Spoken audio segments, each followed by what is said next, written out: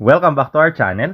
So, ang pag-uusapan natin today is yung experience ng OBR or ng asawa or girlfriend nyo if meron kayong Yamaha R3. Our guest for this vlog is, siyempre, yung asawa ko.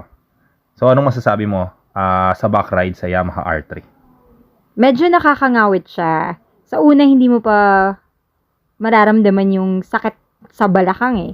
Pero after a while, medyo mataas kasi yung posisyon nung upuan ng passenger sa rider. So, kasi ang height ko is nasa 5'3 or 5'4. So, medyo sa karaniwang Pilipina, medyo okay naman yung height ko. So, para akong nakataas. Para akong poon. Ganun.